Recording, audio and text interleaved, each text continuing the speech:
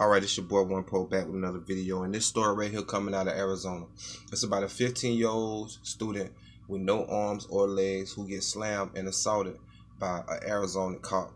And my opinion, nobody else's opinion, I don't care what the news say. Shout out to KOLD News, Channel 13. Shout out to y'all for breaking this story for us. But I don't understand, how can the police assume a person of being a threat if they have no limbs? Like, this break my heart to even see this. Shout out to my cousin putting me up on this story, man, because I ain't know nothing about it, man. Like, police, man, y'all on go. Y'all ain't got no chill. Like, what is y'all doing? This little boy, 15, ain't got no arms or legs. How is he a threat?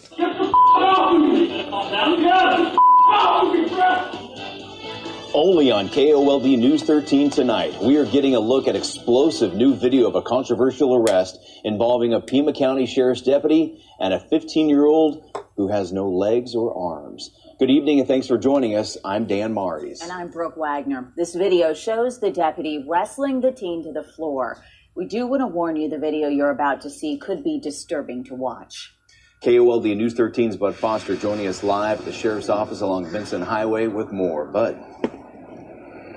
Well, Dan, I showed that video to the Pima County Sheriff's Department just a little while ago. They had not seen the video before, and once they watched it, they did begin an internal investigation. Now, this incident happened a couple of months ago, but that video is just now coming to light. We were able to get our hands on it today, and as you said, it's going to be rather explosive.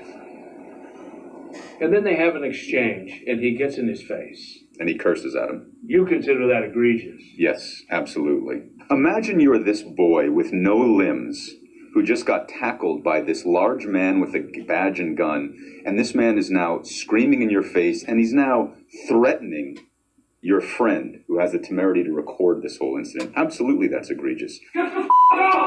The 8-minute video begins with a deputy on top of the 15-year-old boy, wrestling him to the floor with shouting and swearing. Later, it also shows that same deputy arrests the 16-year-old boy who shot most of the video. He's eating a bowl of cereal. He puts the bowl of cereal down. He puts his hand behind his back, and now the deputy's going to slam his head into the wall. And he's completely restrained at this point and is not trying to resist arrest.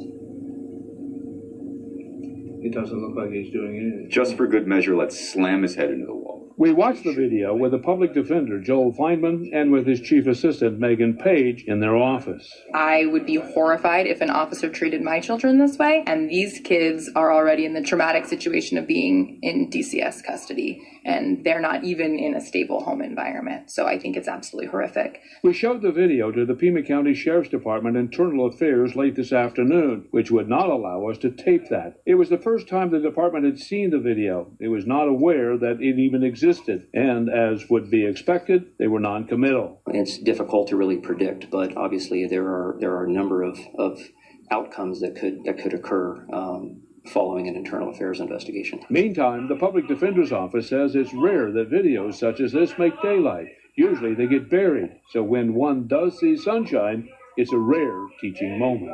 Men with badges and guns should not be acting this way, and that men and women who do act this way should not have badges and guns.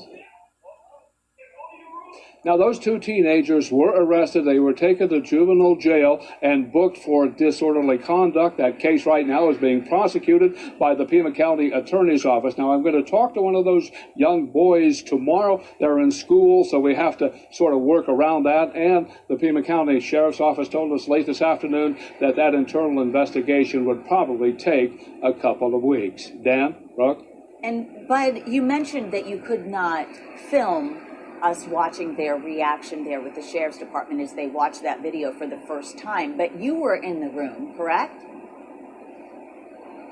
Well, yes, and these men are professionals, and they were very stoic. They didn't show any emotion, but I tell you what, they watched every moment of that video. They watched it very intently, and then after it was over, they asked us for a copy for their internal investigation.